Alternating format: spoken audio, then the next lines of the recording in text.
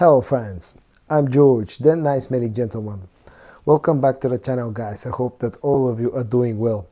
Today's video is going to be about a very sexy, sweet and warm scent from the House of Fragrance world, or to be more specific, from one of their sub-brands that's called Athoor Al Alam. The scent itself is called Fakhir, and this one is a very good clone of Givenchy Gentleman Reserve Privée. So join me in this video today where I talk more about Fakhir.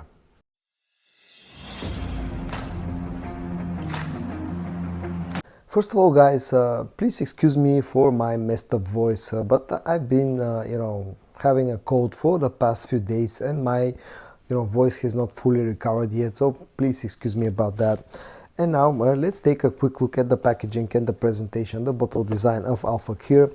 The fragrance comes packaged in this black and sort of a rose gold colored box. On the front you get the name of the fragrance, you get the bottle size 80 milliliters, the concentration EDP, some branding on the top and on the back, a sticker of authenticity, and on the bottom there's a production date which reads October of 2023. And once you take out the bottle, this is how the bottle looks. It has this really, I think, really nice shape to it, nice design. Again, you got the name of the fragrance, you got the logo of the company. The cap is plastic, but it's a pretty snug fit. And all in all, I really enjoy especially the bottle design of this fragrance.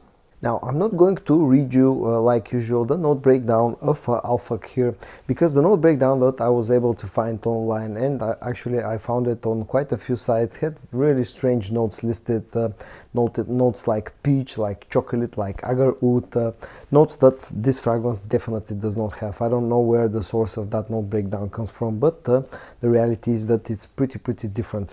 Now, as I said in the opening of this video, this fragrance is a clone of Givenchy Gentleman Reserve Privée. So first let's check out the sprayer.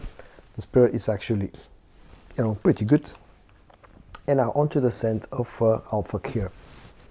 Now the opening, for the first like a few seconds, there's something a little bit bright, a little bit citrusy in the opening of this fragrance. Maybe it does something like a bergamot note, and immediately after spraying I definitely pick up quite a strong boozy note, maybe a whiskey note like the original fragrance uses, but it's quite strong, especially in the first like a few minutes. Now I'm not talking about perfumer's alcohol, I'm talking about a real sort of a boozy note in the opening of this fragrance.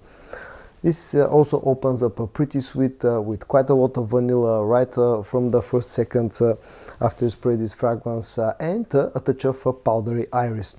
Now the iris isn't very strong in the opening here, but it's definitely there.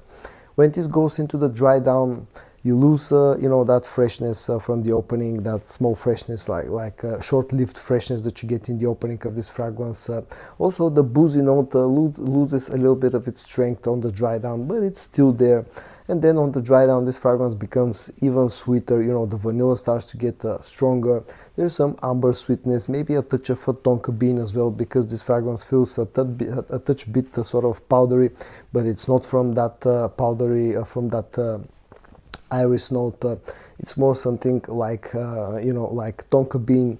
The iris is also still there, and maybe like a hint of that chestnut note that the original fragrance also uses. So the opening of the fragrance is very sweet, quite boozy, and a little bit fresh. And then the dry down is pretty much all about the sweetness of this one, with the boozy note and the chestnut note playing more of a support role.